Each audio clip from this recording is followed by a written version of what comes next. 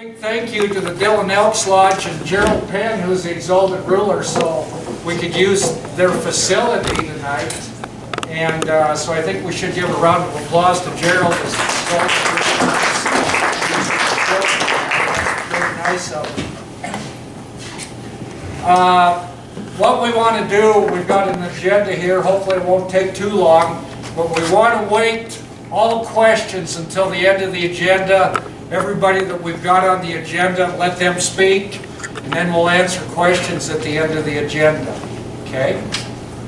Okay, I think everybody knows me, Mike Richardson. I've been around for a while. I talked Badger Run, Fox Run, so there's a lot of activity right around that area all the time. So, and as you can see, Kevin England, we're going to put this on YouTube and have a link out for people who did not attend to be able to view this in the next day or so. So that's a pretty cool thing that Kevin put together. We were tasked this summer at our annual meeting on the second Tuesday of June. We put a road committee together that consisted of me. I was going to be the chairman, Clint Rouse, Fred Chenard, Gerald Penn, and Dennis Shirk, who is not here tonight. I think he's hunting probably. So we started meeting about 2 months ago. We started meeting at this facility here. We had 3 or 4 meetings here on what we were trying to do and kind of some of the things that we've talked about in previous years as far as trying to make our subdivision a better place with a road and going forward that way. So we looked at different options that we've looked at previously, such as mag chloride. We talked to companies in Wyoming. We talked to companies in Montana, and most of those mag chloride companies wanted around $15,000 a year initially to put on the roads, and then they wanted to do it again at the end of the year. So mag chloride was an option that we looked at, and we just felt as a committee that it wasn't something that we really wanted to pursue and go forward with. As you're well aware, everybody that's lived in that subdivision for any period of time, we've bladed the roads many times. And you know, it's usually around $2,000 if we blade the darn things. And we looked at that option. Do we continue blading roads? We get dust with it. It doesn't last for very long. We end up having to do it again. So that was something we looked at, blading and grading of the roads.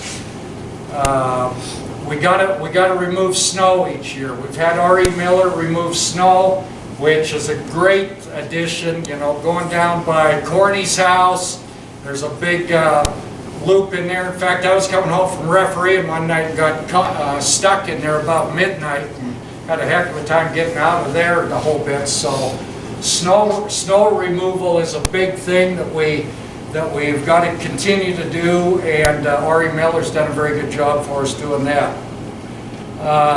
Do nothing with the roads. We've looked at that a little bit. What do? We've got Badger Pass gravel on the road. We looked at the weeds that are in it. That's a real problem with Beaverhead County. And what do we do with that existing road? Do we do nothing with it? Do we continue to blade it? Do we grade it? What are the options that way? As all of you are well aware, we've looked at asphalt, and we've got asphalt from Sweetwater up to the mailboxes. And it's about 300 and some feet that we asphalted a few years ago. It's been a good project. It cost around $26,000, $27,000 to asphalt that. So what would it cost to asphalt that entire subdivision? It would be a lot of money. So we looked at that option a little bit. We didn't feel that that was going to be something that the subdivision could afford. And so we kind of swayed away from that a little bit as we went forward. So the last option we looked at was millings. And so our road committee met. We met late August with Mr. Craig Cornell, who's done some of these projects around our area this last summer, and right out by the golf course. He did one, if you know where Roger Cleverly lives, if you go from Roger Cleverly's house around to Billy Allen's landscaping job, they put in a millings project this summer, and I don't know if any of you have drove on it or not. I probably drive on it once a week. It turned into a very good road with a millings project. So we had him put together kind of a quote initially back a couple of months ago. It was around $165,000 for a millings project. It's a little bit higher than that now. I think it's around $166,000 or so, based on chip sealing, reclamite, hauling in millings, and all the things that go into as far as putting millings on the road. So, so the road committee, Fred, Clint, Gerald, Dennis, and myself decided a millings project was the best route for us to go as far as looking at trying to upgrade and make our roads better within our subdivision. So that's kind of what our road committee came up with. And then our HOA president, I'd like to read an email from Mr. Ron Towery. As all of you are aware, put together our subdivision. He's put together Sweetwater Estates. He's working on the pig farm clear up on Sweetwater, and he's using millings up on that pig farm. So I'm going to read a little bit of this email. Our president, Corney, had gotten in touch with him a few weeks ago and asked for his advice a little bit and what our covenants were all about. And a little bit on what Corney's email was initially was, she was looking at our covenants and stating that the initial placement, type, and quality of all roads within the development shall be determined by the declarant, which is Mr. Ron Tower. So Corney went on to say in her email, I feel, and so do other homeowners, that the general feel of the covenants and bylaws were written to reflect your intention to maintain the rural nature of our subdivision, which is correct. I think that's a great sentence that Corney wrote to Mr. Towery. And then Mr. Towery's response to Corney was, in actuality, the covenants had to be prepared and presented to the county commissioners in order to secure their approval and actual construction of the roads. At the time, a good gravel road base with road mix topping was really the only option, as I, personally, could not afford asphalt.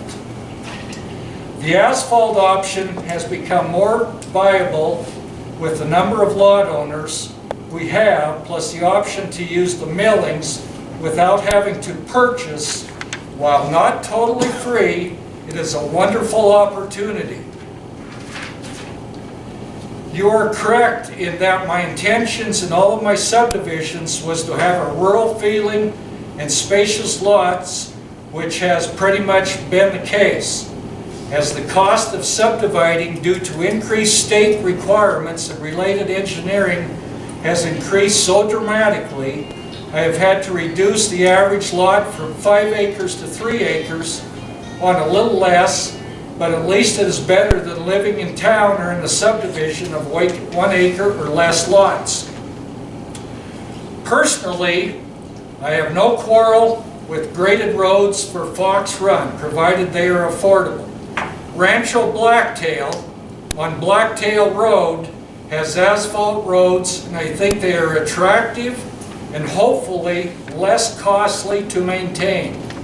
I believe they utilize tax-favored bonds to fund the roads with the lot owners making payments over an extended period of time. Another factor is that I understand that Badger Pass gravel, decomposed granite, is no longer available due to being weed infested, which would spread weeds to every area the gravel is or was used. Pardon me while I step up on my soapbox. The state and county is on everyone's back to curtail noxious weeds, yet they have not sprayed or cultivated to kill the weeds and stop the cycle on Badger Pass gravel. The decomposed granite is a wonderful resource that we can no longer use, nor can anyone else. What a shame that Montana State and Beaver Head County had not acted responsibly previously on this. And then he emailed me yesterday and he told me, "Hello Mike, I would suggest a bond issue by the Fox Run subdivision to spread the cost to lot owners over a reasonable period of time. Many of the lot owners may not be able to or want to come up with substantial cost up front to pave the subdivision roads, but would agree to pay the cost over a 15 to a 20-year basis. A common axiom regarding appreciation is you cannot eat it. However, future appreciation will pay the lot owners back an increased value of their property and increased sale ability." So that was Mr. Towery's email response to me and Corny over the last few days. So thought that was a pretty good email that Mr. Towery had sent to us.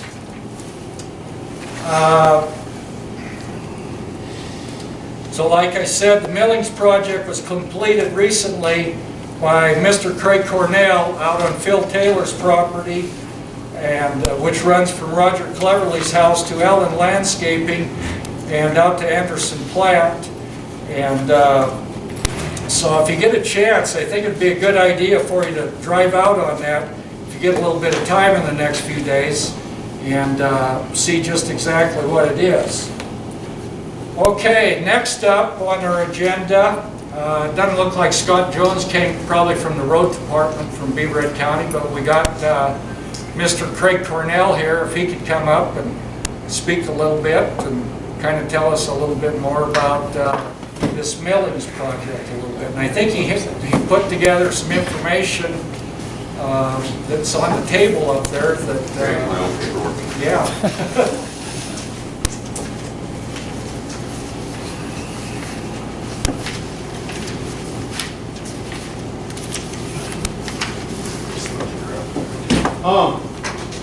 I don't know what I'm supposed to say that isn't already written down, but on the Phil Taylor deal, all we did is really copy kind of the process that Scott Jones and I have worked out along with the county on how to use these millings, because they're kind of an asset if they're used right, and they're a liability if they're used improperly. So what we did, the key part is to put them down thick enough to where they're durable, and then you have to keep the water and the weather and the moisture and everything out of them. So that's where the reclamite and the sand comes into at the first stage of treating these millings. The reclamite is a kind of a, it's kind of almost like an alcohol type product, and it softens the asphalt, but yet over time it'll evaporate out. A lot of people say you put diesel or gas on them and it softens asphalt, but the problem is with that, it never leaves the asphalt. It'll keep deteriorating over time. So reclamite, or these different products that they offer that are different names, produce softened asphalt, and then they let it kind of evaporates out or works its way out of the asphalt and leaves it back to a pretty solid state. And then with the sand, that packs in there, and it just kind of helps seal up the surface of the millings to hold them together so they don't pothole, washboard, and keeps the water out of it so it doesn't, the freeze-thaw cycle doesn't break them apart that we love so much. And then the chip seal put over the top is just one more layer of protection for the millings that you put down. It gives you a wear layer to be the buffer between the millings and the tires and the snow plows and everything else on top. Again, it seals the water out, and it also enhances traction in the wintertime. So, and in my personal opinion, they don't chip seal the interstates nearly as enough. They should do that more often. But we put together the prices. Trucking is a significant one. Chip seal is another one. The problem that we're running into now is, I was talking with Gilman Construction. They were going to come down next spring and grind the interstate from Barrett's all the way to the dam, and those millings were going to go to the county for their projects, and then I was going to do apex millings to your project. And then when the dust settled at the end of the summer, we were hoping to do chip sealing on the Fox Run and the Kerrigan Lane and a whole bunch of other little projects around here while Gilman came down to finish up his project. But the bridge crews only got one bridge done, I think, instead of 5. So they're throwing kind of a kink in the whole thing next summer, so nobody really knows how next summer's gonna go as far as interstate construction around here. So the price of chip sealing is that's an estimate. We don't know how it's going to go. We don't know the timeline. The good thing that we can say is that if we did do the millings next summer, if we were set up to do them and we got them done, the reclamite with the sand would protect those definitely throughout the summer and maybe even up to a year easily before you have to chip seal. By having that 2-stage process to protect your millings, either one or the other works. Both of them work a lot better. So we aren't so dependent on the chip seal at the end of next summer versus if we can get the reclamite and the sand down on it and protect it. So the county's going to be facing the same problem you're going to be facing at the end of the summer is where does Gilman and the chip seal, everything play into all this. So I don't know what else to tell you. I'm learning like you are. Questions? Or do we not take questions? Not totally yet. Okay. Okay, thanks, Greg.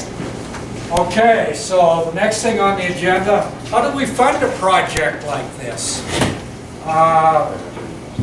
We've talked, our road committee's talked extensively.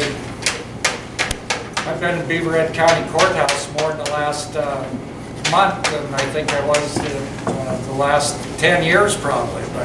And the thing that was pretty cool about it, Clint Rouse and I and Gerald Penn walked in there a lot of times to talk to Mr. McGinley, and they just welcomed us with an open door. We didn't even have to have a meeting set up. They just had us walk in and we discussed some of our concerns and issues, and they were more than willing to talk to us. So we want to talk a little bit about this special district that we're looking at working with. And so we've got in the audience tonight, we've got Jill Nagel, who is a homeowner in our association / lawyer that I've been in her office 4 or 5 times in the last month, I think. And we've got Commissioner Mike McGinley, and we've got County Attorney Jed Fitch. So we'd like all of those folks to come up and talk a little bit and what they can tell us about this special district that could be a possibility based on this millings project.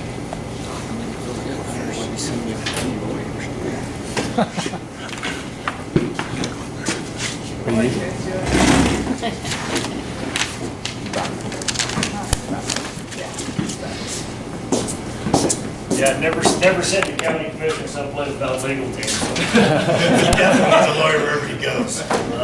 No, I'm just going to, real quick, when they did stop in and talk about this, these ideas have popped up around the county before, and just the complications, I guess we said, people buying into it, just never has come off. But subdivision straight across this county anymore, I think these are where we're going with them. The funding part of it, when they talked about it, real quick, we said, you guys can fund it yourself. Just, you can go to the bank or save your money and do it.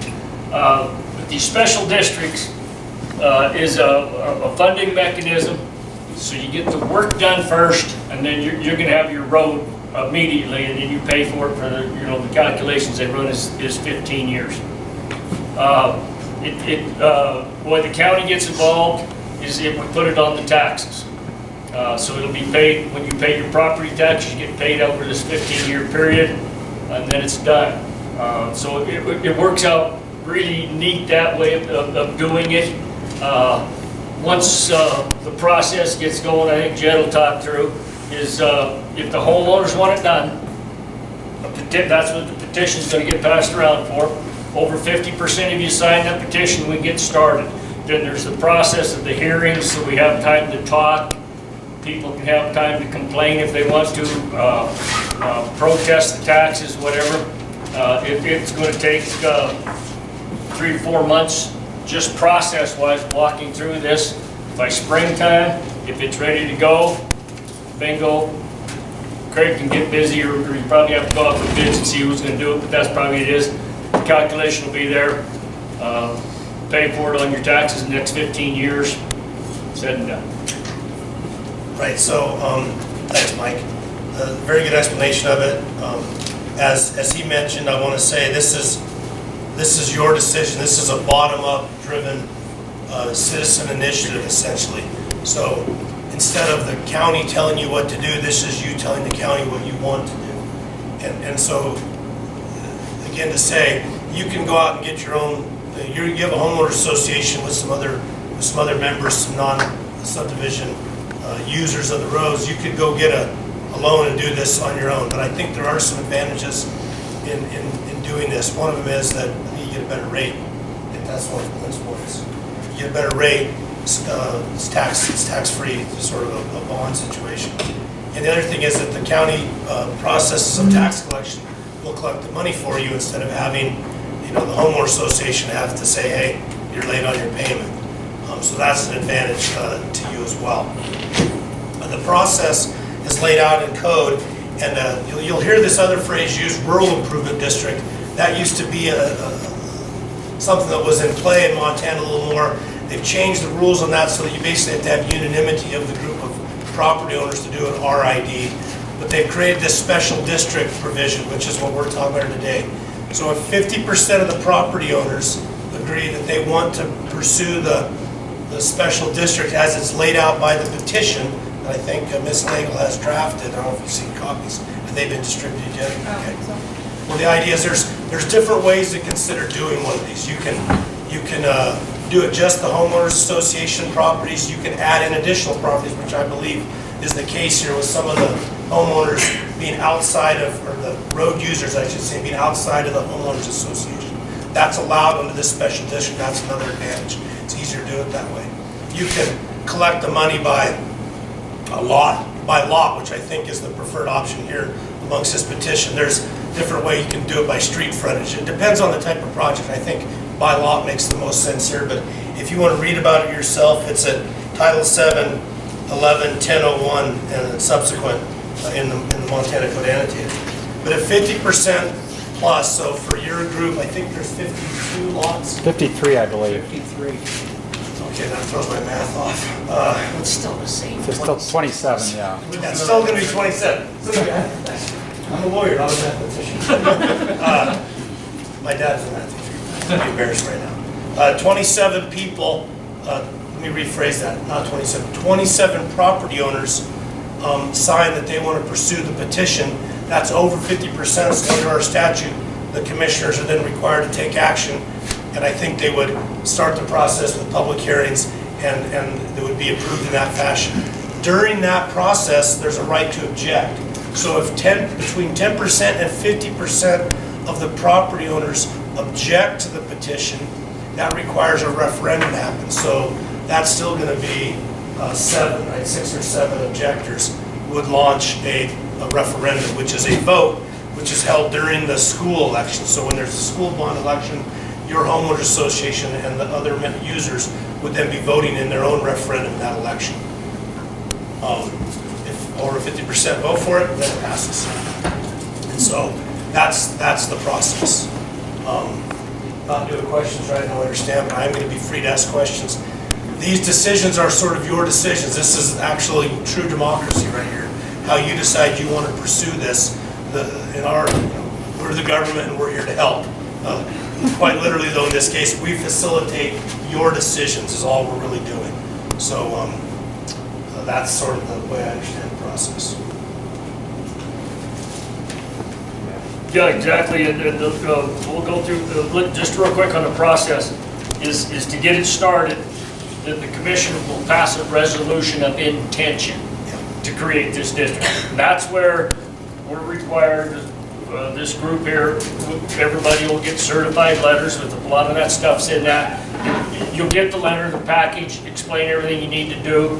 And that gives people that 60 days to protest that. And if it goes, we get a lot of protests, then we deal with that and do it. So it'll take that 60 days.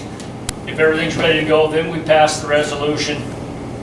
Another little period to wait to make sure everybody's all right, and then it gets going. So even if you sign the petition that you're in favor of this, you're still going to get a package and have a right to agree or object.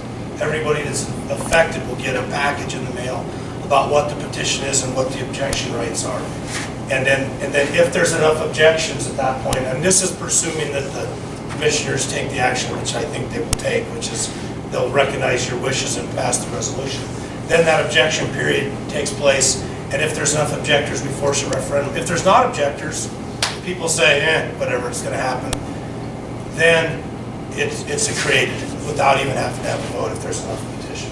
So that's sort of the process, and it goes on your taxes, so it's just, that annual every 6 months payment. For the homeowners that are still have a mortgage, your bank's going to increase your mortgage by that monthly amount to pay the annual due.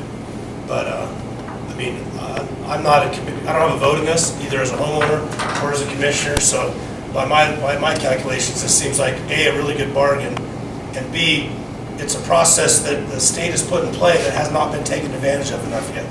Not only your subdivision, but other subdivisions or developments that are prior to subdivision that are drawn on a bar napkin, for all I can tell, could really benefit from this process. So I think in a way you're guinea pigs, but you're also leaders in doing something like this, take advantage of this system that's put in place to get government bonding, to get this project built in a timely fashion, so you get the benefit of the road today, and you get the latitude to pay for it over a sort of a half a mortgage period. And these millings too, if anybody has any questions on that, Craig's exactly right.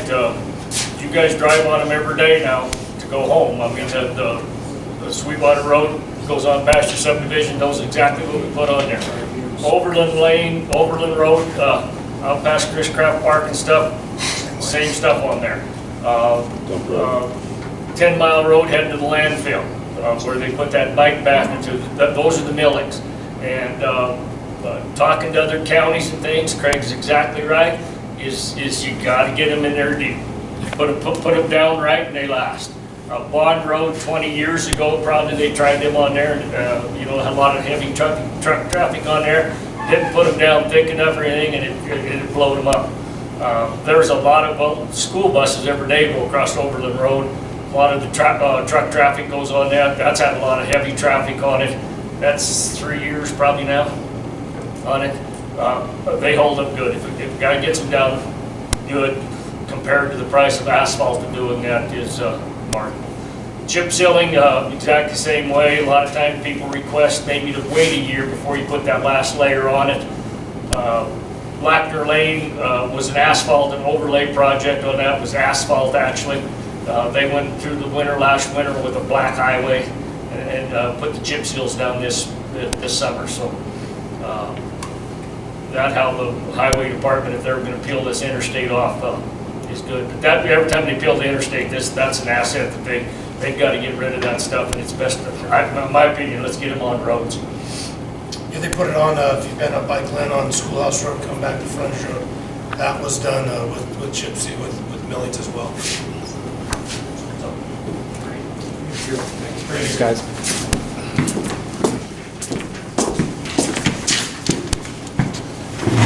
Jill, do you have anything to add? No, that was perfect. Okay, cool. Okay, so you can see down there are the costs. We estimated a little bit. $165,000 an estimate of what these millings might cost with everything involved, reclamite, sand, water, like Craig said, 8 to 10 inches of millings. He wants to put 8 to 10 inches of millings down and drive on them, and then they get compacted, and then roll them and go from one stage to another. And so we've got 53 total lots in the Fox Run subdivision. So that would come out to just an estimate of $3,113.21 per lot owner, which is the principal amount, okay? So on a 15-year loan on this special district at a 3% interest rate, and those rates could possibly go down. You know, the feds are looking at lowering interest rates again, so that's just an estimate that we put in there at this time. And so you'd be looking at around $21.50 a month, or about $258 a year, based on these initial calculations that we've talked to with bankers around town and other organizations that are in these processes right now. So over a 15-year period, it'd be $3,870 would be the total cost of the loan, which the principal amount is $3,113.21, and then there'd be $756.79 in interest to make up the $3,870. So our road committee, you know, we thought these guys, I mean, we put a lot of work into this, and we just thought this was the best bang for our buck on what's available, working for the county, and so that's kind of where we're at right now. So now we've got Mary Ann Nicholas, who is a real estate agent with Beaverhead Home and Ranch. She's our last speaker, and then we'll take questions after that from everybody. And so Mary Ann, you're on.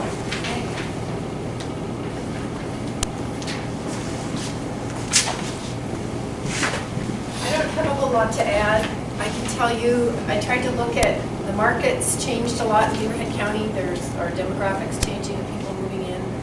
You know where you live, so in your subdivision, showing people out of town, that's probably the nicest subdivision in town. That's the one in that price range. We love to sell houses up there. Rancho Blacktail, as you guys mentioned, is the only other one with paved road like that, and it is appealing. I can't tell you that there's data to say what it would add to your property value, but I can say it is appealing to buyers that are going to be looking for property. Just the roads, especially depending on where they're coming from.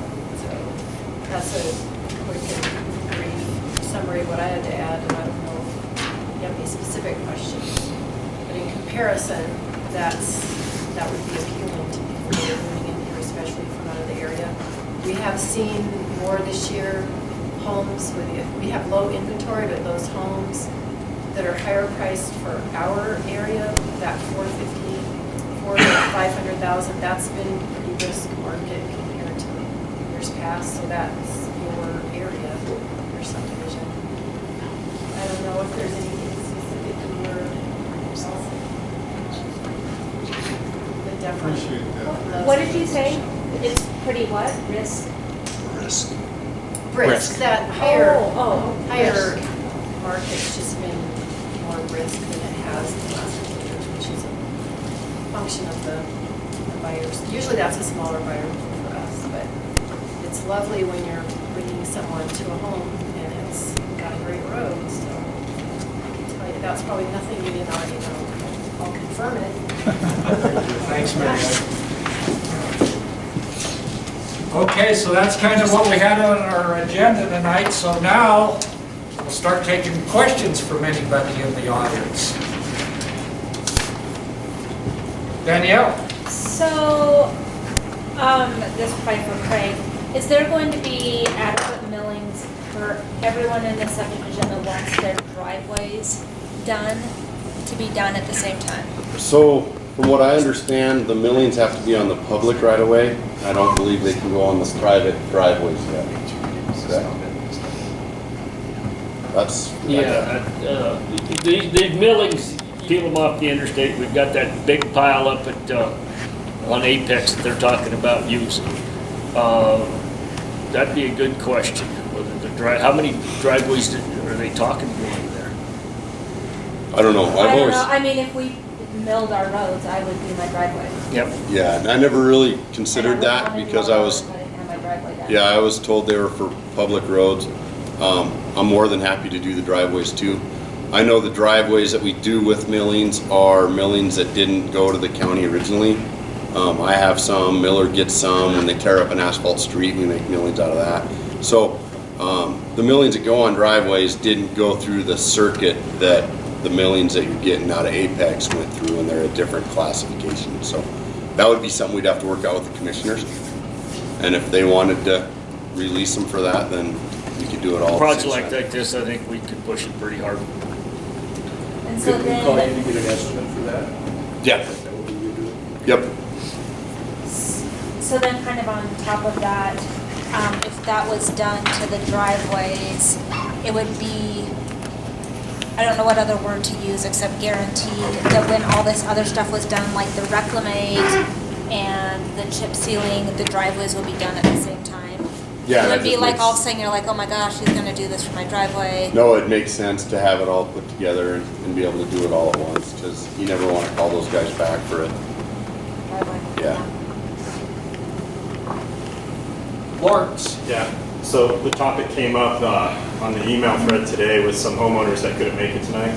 They wanted to know if this road goes down, how is it going to connect to people that have existing driveways that are both, concrete and asphalt? Will they be, properly connected? So what I was planning on doing is you have to have a transition between when we raise that road up 8 inches to your driveway, there's going to have to be a transition, and everybody's driveway is different that I noticed. So if you have, let's say, a concrete edge to where we know we have to hit, so then we'll pull the dirt back and we'll excavate along your concrete so you have a nice thick layer of millings right to your cement edge, and we just make that all work out. We won't affect any of your current asphalt or concrete that you have on your approach. We will figure out how to tie into it. And in my letter I talked about how that is kind of the key point to this whole thing working good, is to be able to transition to every homeowner's driveway so that they feel comfortable with what they're going to get. And a lot of it I noticed we just have to kind of grade back into the driveway, and any gravel we excavate we could actually put on the private part of the driveway to make it better. And we just have to figure out how to make those transitions into those driveways and approaches. And it's nothing hard, it's just some communication between landowner and myself to make sure that everybody doesn't have any questions or unknowns. But there wasn't really anything that looked challenging. It looked like it was all going to be easily done. Thank you. Leland, The existing road base, is it of good enough quality to handle the paving and keep the paving in good shape? Yeah, I think so. If you pull any of that off, you have to deal with it. So what I learned in Taylor's is some of it I pulled off with the grader, and then they had, like a hard sub base, and we put millings on it, and then whatever I pulled off the road I used to try to do the approach to the edge of the road. Some of the landowners just wanted to take the gravel and put somewhere else. So it never really got finished because Mike Todd was working on his deal, and we smoothed out some at Kelly Turney's, and then those storage units, we used some of that extra gravel. In the case of the Fox Run with that Badger Pass gravel, it looks like you got a good crown, you don't have big potholes. We just go in, touch it really lightly with the grader, and then just start laying over the top of it. The base looks great. I don't think, if we mess with it, it's only going to get worse, I think. And it has a good shape to it. That's the part that's the key part, is to start with a good shape, and then we pretty much just mirror the shape that you already have. Harold, I've seen a place where you estimate the driveway approaches at $100. Yeah, I've also seen places where you estimated the driveway approaches at $2,000 each. What's it gonna be? That's a factor of 20. okay, so what was, the original plan was not to do the whole subdivision when we first started to kick this can down the road. they wanted some kind of estimate on what it would cost. So I figured we'd just do like, I didn't know every road of Fox Run, so I just threw a linear feet out there, and what I did was I figured out I had so many approaches, I just figured out $2,000 to do all the approaches. Since then, we've got a much more detailed bid, and I figured out $100 per approach. I put the price per approach.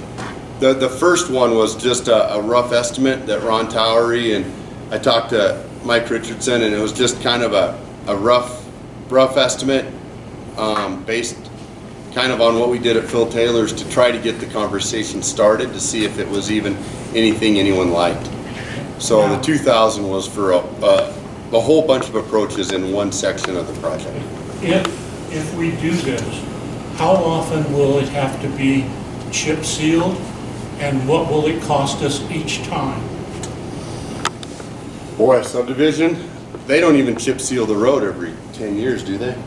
So subdivision, you would only have to chip seal it every 20 years maybe?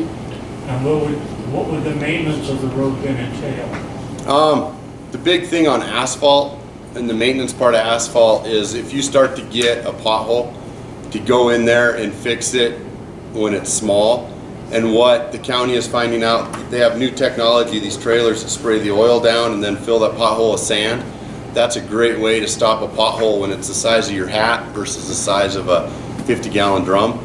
So really the maintenance is minimal to none. If you have somebody that's proactive and goes out there and fixes one pothole every summer, then it stays small. On some of these subdivisions, they go in and they do a pavement, and then everybody just kind of like looks the other way. Pretty soon they have to worry about fixing the potholes on the whole section of road, because one pothole leads to another pothole. And you guys are absolutely proactive in your road maintenance. I'm pretty impressed. So I don't see the maintenance being hardly much at all, because you guys are going to be on it when it's a small problem and they're really easy to fix. So the potholes would be fixed by just putting gravel in? They put a tack oil in them, and then you put the fine crushed gravel in it, and it actually makes, it's like, just fills it with what we would call chip seal. It's an oil gravel, kind of an asphalt patch. You can buy products from Standard. But it's solid. Yeah.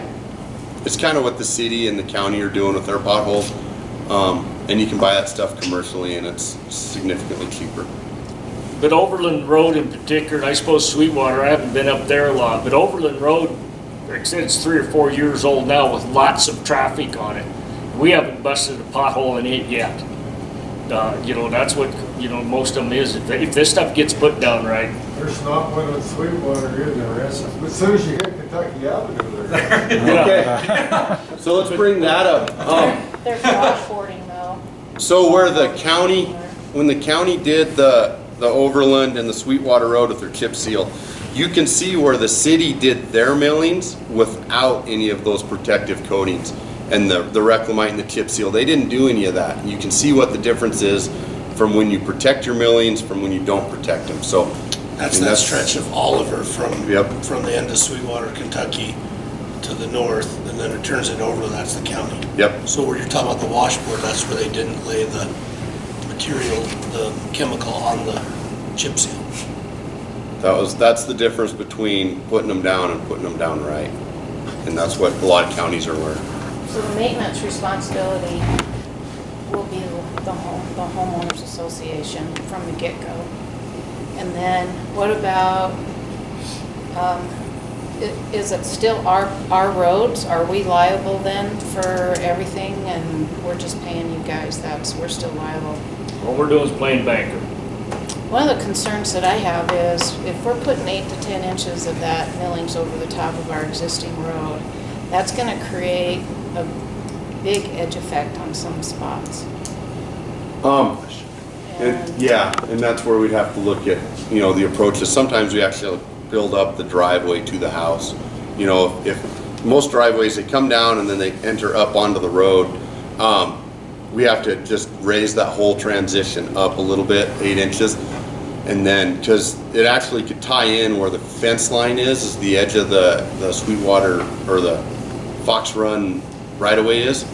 So the millings actually run quite a ways up everybody's driveways instead of just on the edge of the road. They actually go, is that about 15 feet?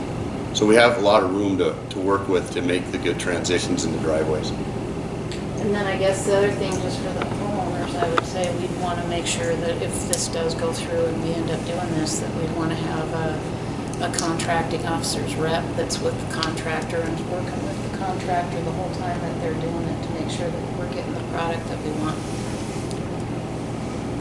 The other question that I have is I've done a little bit of research on rural roads, and according to a bunch of studies from the MSU Western Transportation Institute and the National Center of Rural Road Safety, more communities are converting their pavement back to gravel roads.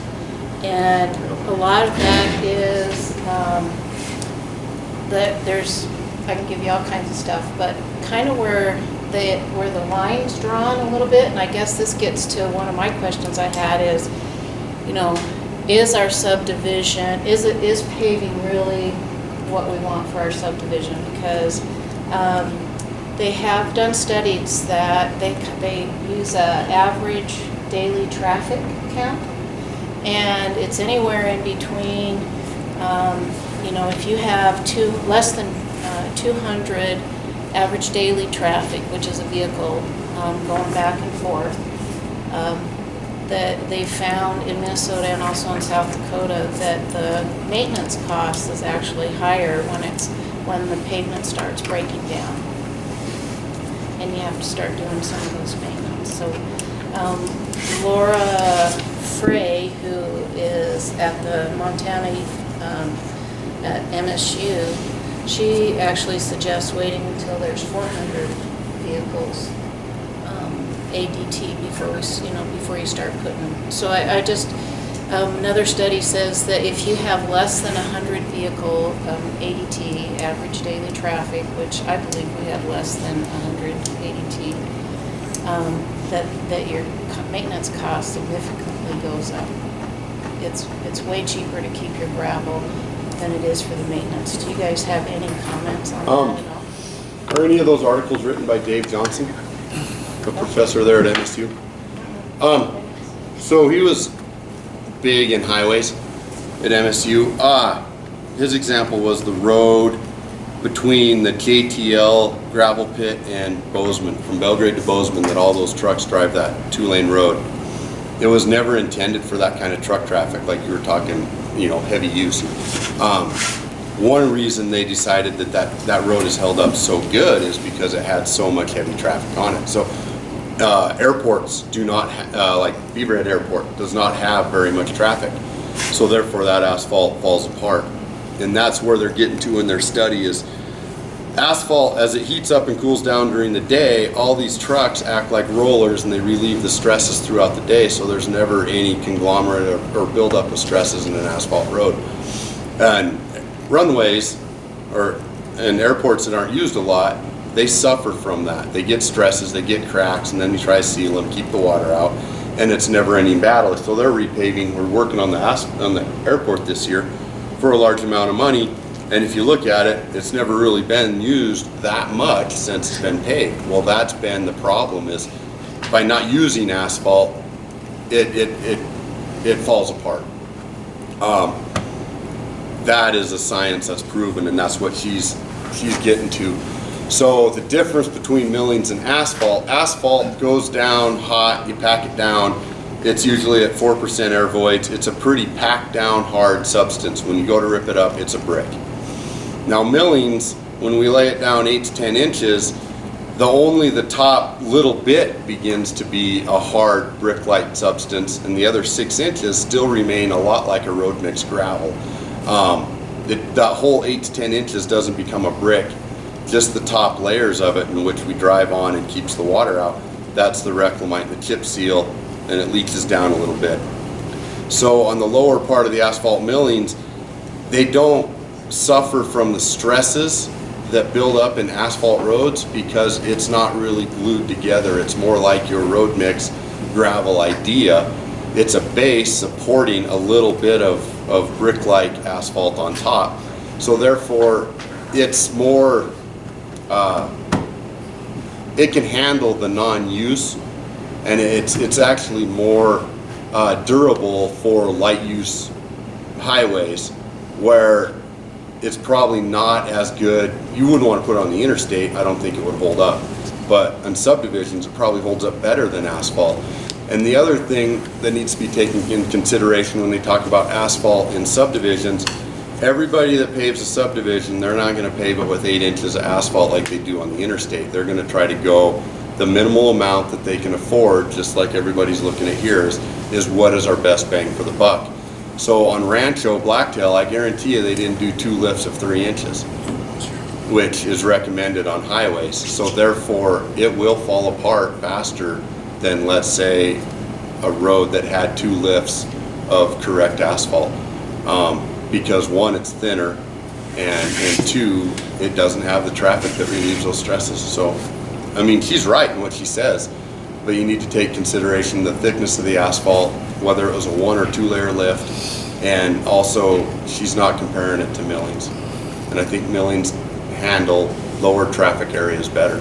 I think some of the research was done with millings. Okay. And two, just on that point, you guys were always off of a gravel county road at the time, but the current subdivision regulations in Beaver Head County if you have a 20 lot subdivision or bigger, going off of a paved road, access off of a paved road, the developer is required to pave the subdivision roads now.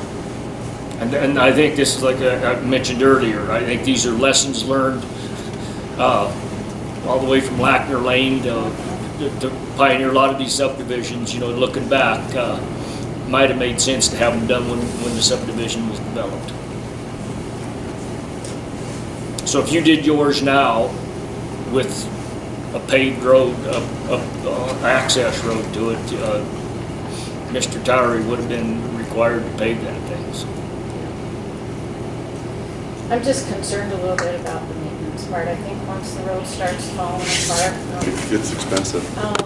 it's gonna be really expensive, and I'm a little bit concerned about the edge effect. There are some studies, there are cases where asphalt is safer to drive on, but then there are cases where the dirt road it has more friction and it is safer. And where we get the wind up there, it creates that ice layer. And I think I know we've had more accidents at the beginning at the entranceway. This last couple of years, we had the bus go off a couple of times where we've never had that before. And I don't know what that Putting is. asphalt down has prevented the accidents when we had the dirt and people were going into the ditch. We never had the bus go off I would when we agree had with the Lawrence, dirt. since my mom lives there, we pulled way more people out of that ditch when there wasn't the asphalt on there than Did we ya? ever did last year. Okay. I just have never heard the bus going off before, so, okay. So let's talk about maintenance. That's a really good point, Corny, for you to bring up. And I think, Daryl, I wanted to continue on your comment of going, who's going to pay for continued chip sealing? So Richardson, I need your help with this because I'm doing rough math on my calculator. So if you took our dues right now, non-changed, we get about $11,000 a year. $11,220, dude. Okay, and Craig, if I'm understanding you correctly, for the amount of times we need to chip seal it, it would be about every 20 years? I mean, I don't know. Well, But we're just yeah. throwing that out there. It's 20 years on the high Because side. you're not going to wear it out. Yep. The biggest damage is going to be plowing the snow. Okay, so if chip seal here on the bid says it's going to cost us $58,000, so if we even wanted to go ultra conservative and say, hey, every 10 years we want to chip seal instead of every 20 years, that gives us that we would have a bank account of over $120,000 in our HOA account that we could use to go towards chip seal every 10 years. So we could be more proactive. Is that a right approach for maintenance? But it'd still have to be reduced by the snow removal and any other maintenance that applied to the road. Well, that's the beauty of it. Our snow maintenance is only $1,000 a year. And now that we're getting rid of the heavy maintenance of grading, plowing, and bringing in gravel and dirt, we've now offset that maintenance that would occur every year. So it would be money that would be building up for the future road maintenance, So we'd have- if I'm correct on that. So you'd have $110,000 to start with. But then it's reduced by snow removal, it's reduced by yearly maintenance. So we might have $80,000? Which would still be more than the 57,000 we need to chip seal. Okay, but there's gonna be some kind of maintenance for potholes and things like that. Correct. Not gonna have potholes. So Right. the cold mix, is the cold mix harder to get fixed, to get the materials for, to fix that? And then who does it? Who's gonna do it? What was the question? I said, well, there's a difference between a hot mix and a cold mix, and I believe the millings is a cold mix. Would be considered that. And then who's gonna do the maintenance? Whoever we have contracted to do it. We're not gonna contract somebody to pick potholes. I've done potholes before when I worked at campus. Very easy. You need a torch, you need some fill, heat up the hole, clean it out, put it in, count it down, you're done. 15-minute job. So that, I think that's, some other subdivisions have run into that, you know, we all sit here and say, this is great, we're gonna do it. Then the potholes start coming and the road starts falling apart. We haven't seen any Sweetwater potholes. Road hasn't had a pothole in years. It's only And been this there product 3. that we're putting down is superior. Better. Superior. So you're thinking while there I'm won't be bringing any that up, issue I for want years? everybody to please go drive on this road that Mike was talking about out by Ellen Landscape. It's called Taylor Street and Pierce Street. And that's the have. product that we're gonna have. I have. Okay? It's, Well, that's a superior product. No offense to the county, that's a superior product to Sweetwater Road. yeah. it And is. Sweetwater Road definitely has better. not had a pothole in it since they put it down. Dr. It's Matthew? cracking now and So hasn't. this maintenance thing is not even an issue. Sweetwater Road wasn't put down on as good a base as our subdivision road, because Sweetwater Road was cracked and potholed, and somehow the potholes never showed through since it's been paved. The problem with Sweetwater Road when it was put down, and I have no idea what I would have done if I was in charge, I would have done the same thing, it was driven on while it was being built, so it was a permanent washboard. And it still is holding up like you wouldn't expect, because if you put asphalt over the old Sweetwater Road, it would not have held up, because it was a pretty crappy surface. And somehow, with that big layer of the millings, it's held up incredibly well, and even where the walking path along Overland Road, it hasn't got weeds in it, and that's something that you see wherever you have asphalt, is that weeds find cracks and start breaking it down.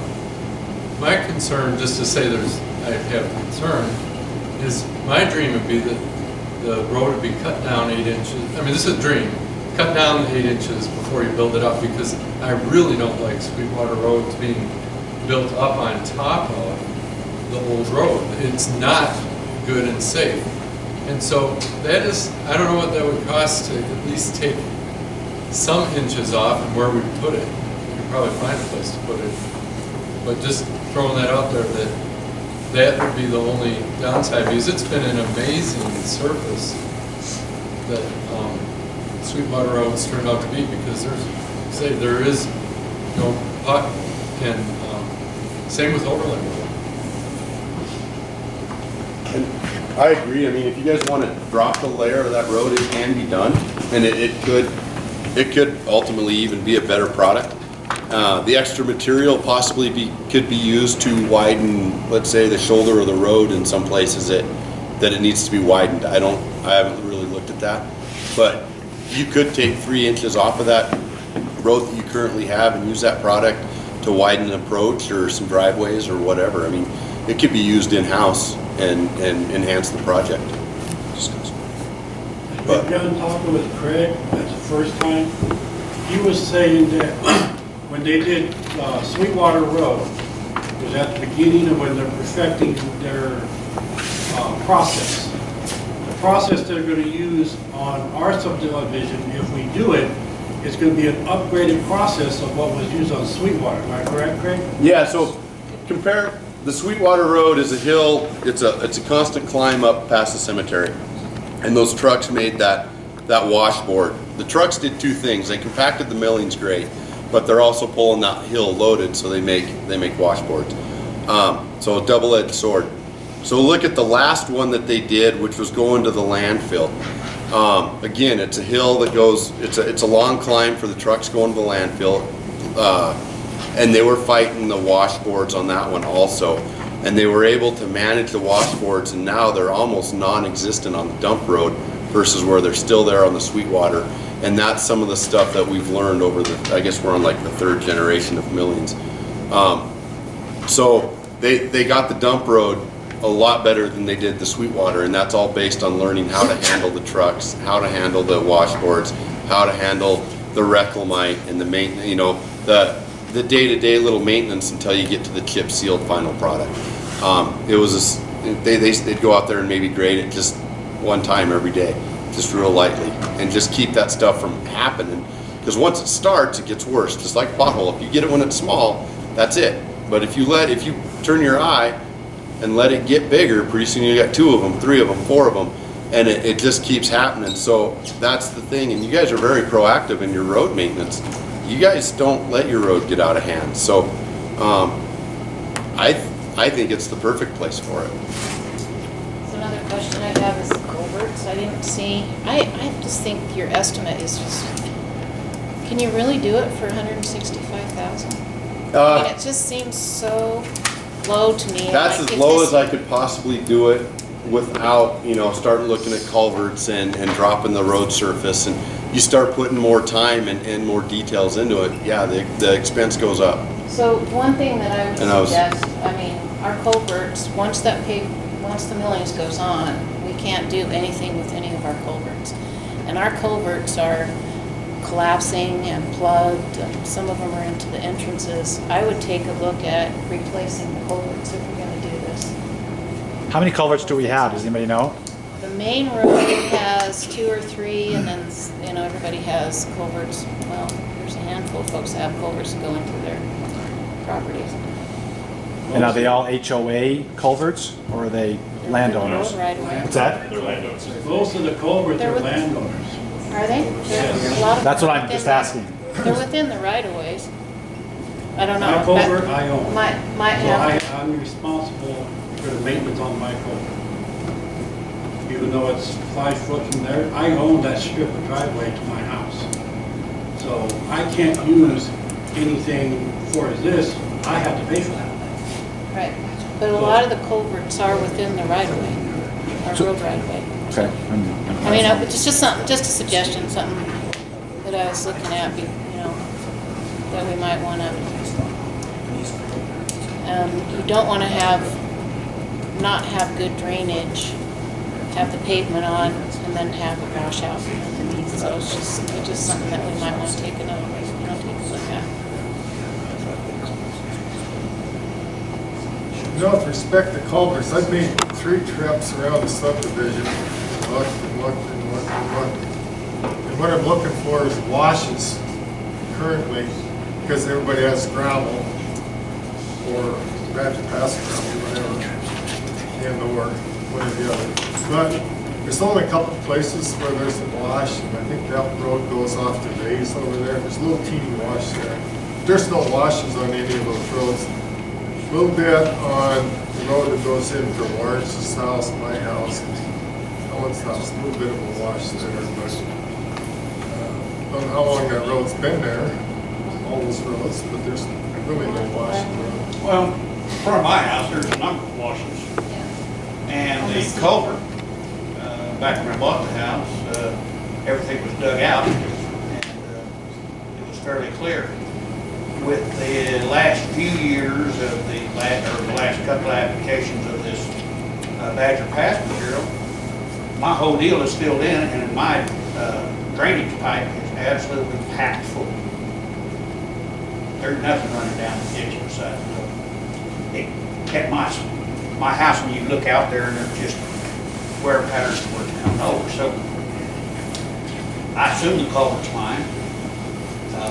And this year, it finally just totally plugged off, so I guess I'm gonna have to do something about it. But it is a consideration when they're gonna go in and do this much work to tie things in, and people have a problem. It needs to be fixed before.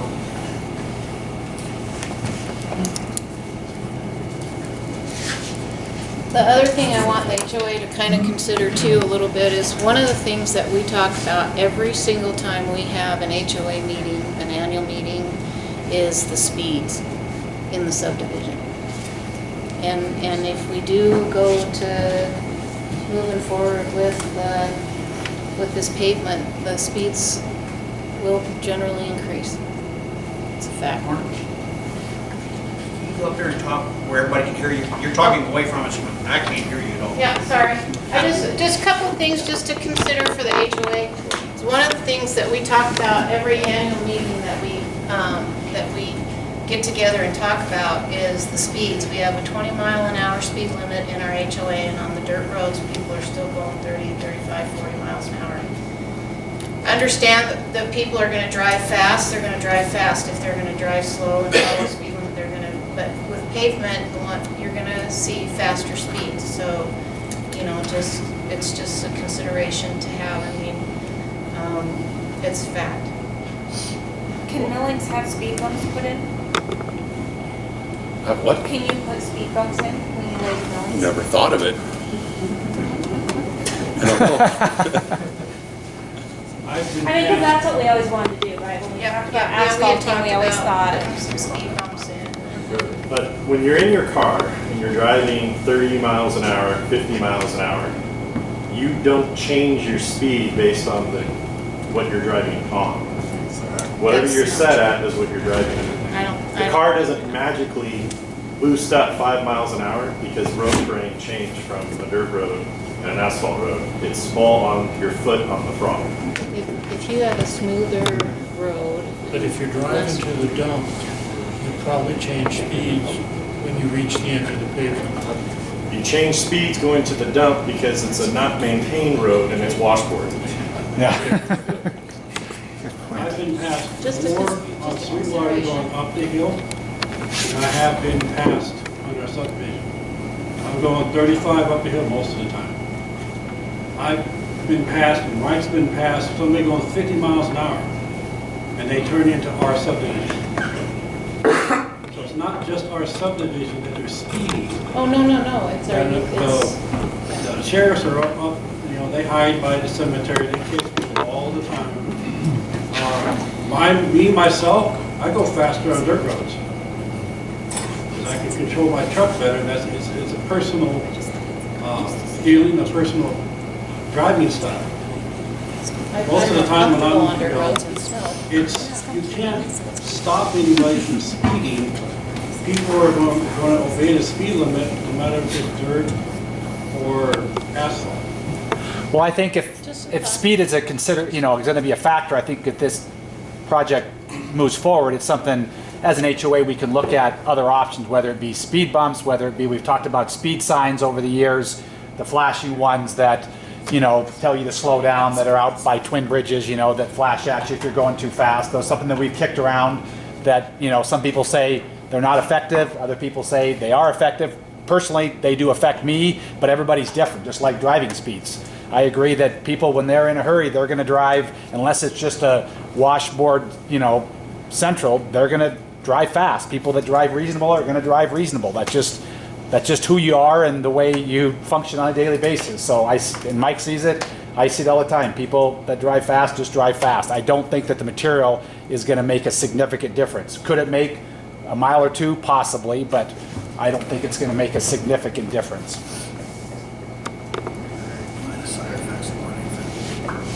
I've got a comment on that. We're all giving opinions. I did a little bit of research on this road situation for this meeting. Talked to some people that went through this process where they had a dirt road and then they had to pave. Lackner Lane specifically. There's some people on that road that have young children, and Unfortunately, the people who picked up speed and drove on that road had a significant increase in speed. Like from 40 miles an hour to 65 miles an hour. This one person I talked to had to have the police come out, arrest the same guy twice in the same day to get it through his head that he had to slow his pickup truck down. Because it wasn't on a highway. It is a long, straight road, but it is a neighborhood road that people live on. So if you Google, do a little research on this thing, I think you'll find most of the things you'll find is when they go from dirt to pavement, the speed goes up. I'm glad you brought up speed because I think that's an area that I'd like to have this HOA focus on because we have friends that have little children in our neighborhood. And I'm as guilty as everybody else going down Fox Ridge. It's so easy to let your car just go. You don't ride your brake. You know, you're doing 30 miles an hour before you know it. And looked at speed bumps and speed humps. Never used there was such a thing as a speed bump. But it's a speed bump with a ramp up and ramp down to it. And apparently they're very effective. And they cost $1,500 to $2,000 depending on what you get. The rubber ones are the ones I read were the most effective and get the car bottoms out on them and nothing rip the bottom of the car on the rubber ones. You just spike them in with a long spike. We're a problem when it comes to snow plowing. Yeah, that's what I was gonna say. The county's looked at them, and the speed humps are a major problem for snow plows and road maintenance. Yeah, snow plows is definitely going to have to sign there. The guy running the plow has got to realize he's got to lift his blade up, but otherwise he's got to bring the whole speed up. But they do work. They said, another thing I learned is if you want to get the speed down to 25 miles an hour, with the examples I gave, you need to have one of these things every 300 feet. If they're further apart than that, people pick up too much speed.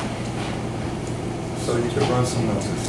Let's see, Mesquite Fish, which is where they can really accelerate the thing.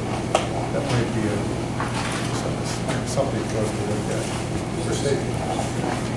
Whether it's a dirt road or some kind of a paved road, that might be a difference. I still think we ought to address that. I was going to bring it up earlier, but that's not the subject of this meeting.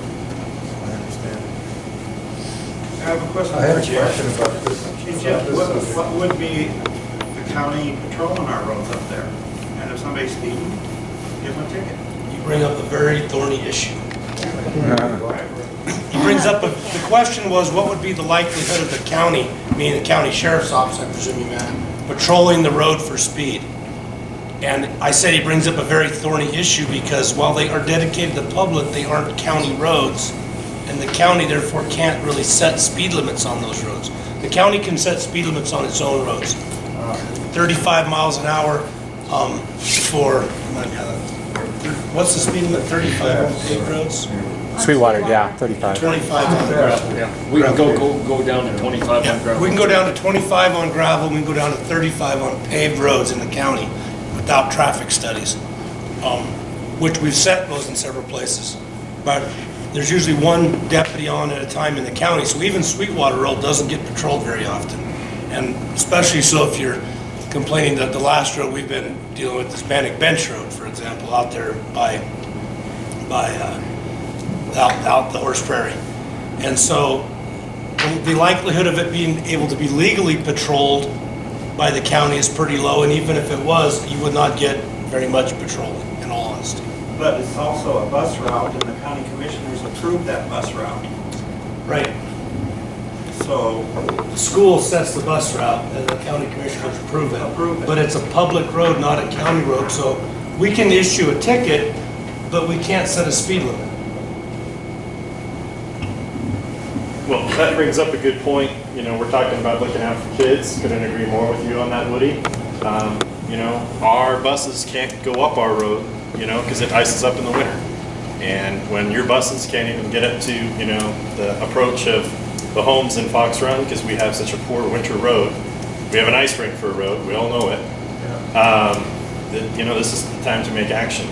So to circle it back to the meeting, or the reason for this petition and the meeting tonight, we're talking about, can we move forward doing a petition for financing a project like this? And so reading this document to me, it says it's going to cost me just over $20 a month. So for the price of one car wash and a lunch at McDonald's each month, I can now have a good road in our subdivision.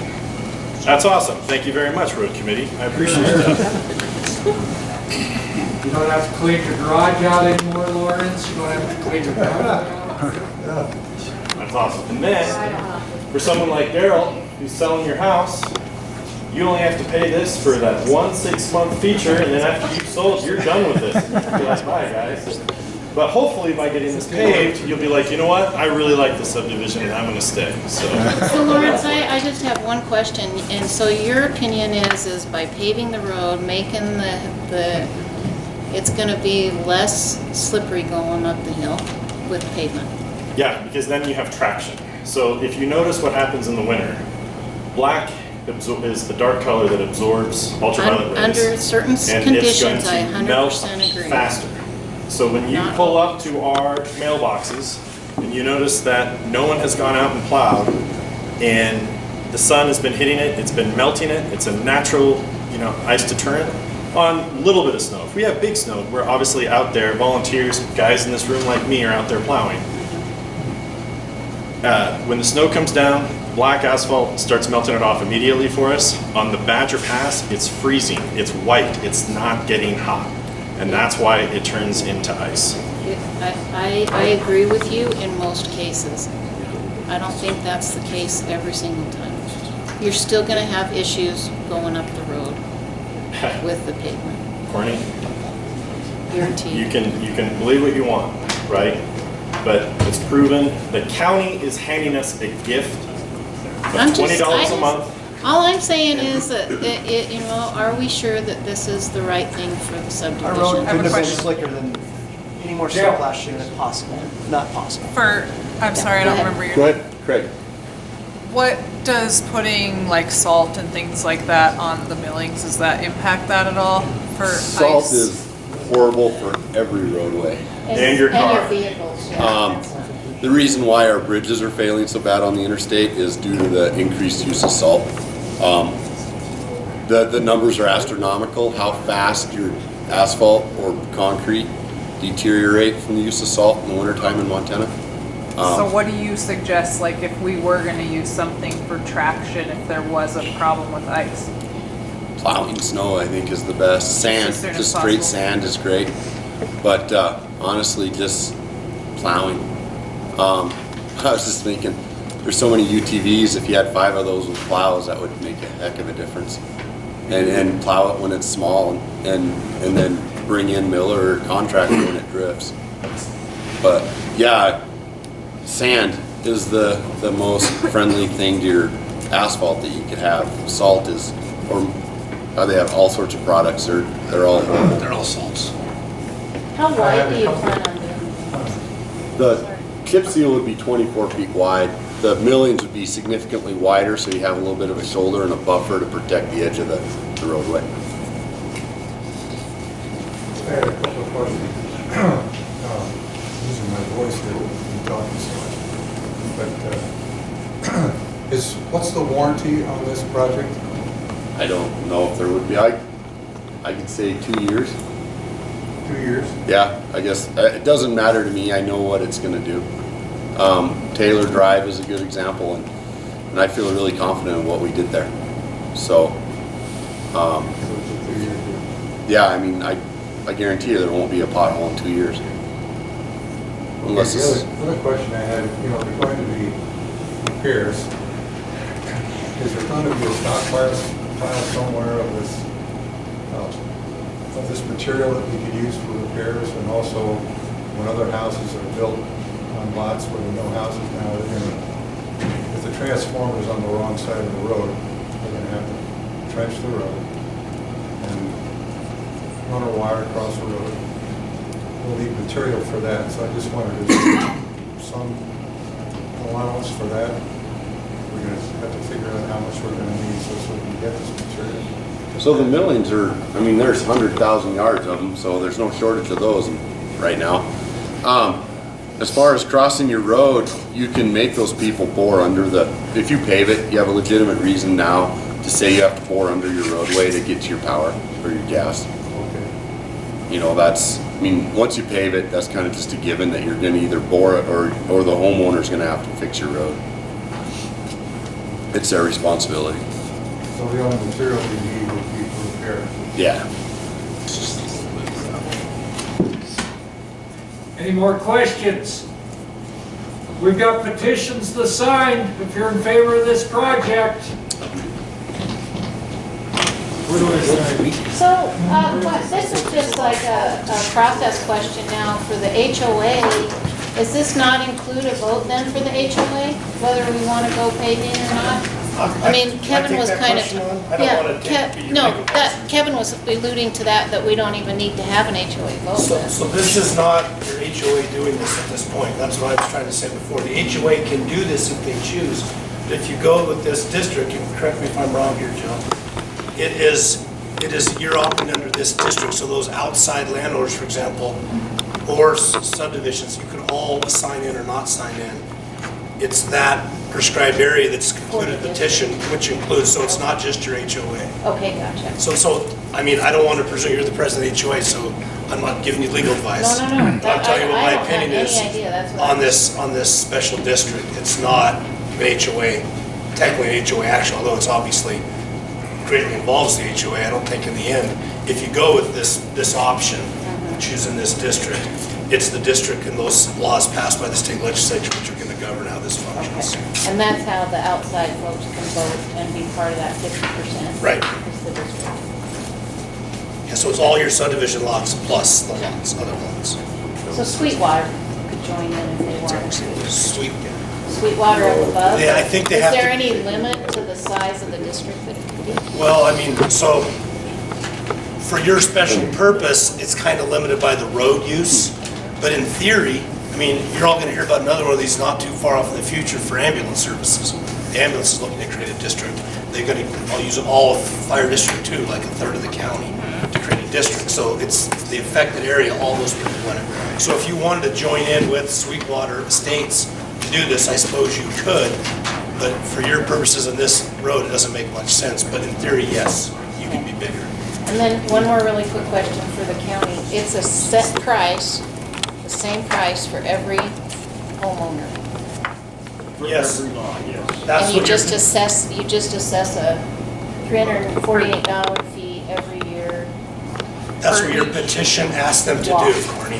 Yeah, we decided that it would be easier to go per lot than per street frontage or per price of the house. Yeah. It's not fair to anybody, so if you own a lot, you're paying the same amount as somebody else that owns another lot. To clarify that point, I don't know if I made it clear before, I said there's several options. I mean, you could do it however much street frontage, as he said. You could also do it how much of the road you use. So in this, the way it's being proposed, in all honesty, the person that's the first turn off is paying the same as the person at the end, but you're all equally benefiting. So that's a choice that was made, and that's a choice to be considered. If you look in the statute, there's, as he mentioned, you can do it by property valuation, you can do it by square foot of property within the district, so percentage of ownership of property. And we have those choices because it's a district.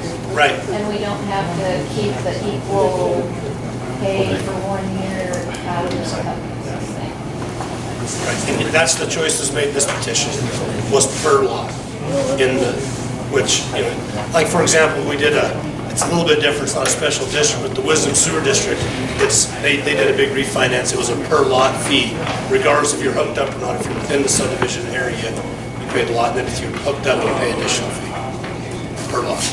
But it is important for people who might own more than one lot to be fair up front.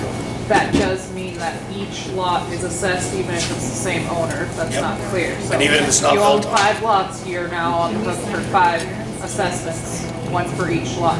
So that's real clear to I'll be people. paying almost $700. And whether you have a house or not, it's just, if it's in the district, it's. Because it is just a single, it's just. Per lot. Per Per lot. lot assessment. House, no house, Exactly. one lot, two lot, it's Which just per includes lot. people who own lots and don't have a house and maybe are gonna sell the lot or whatever their purpose is. Same idea with that as well. It's, Sorry.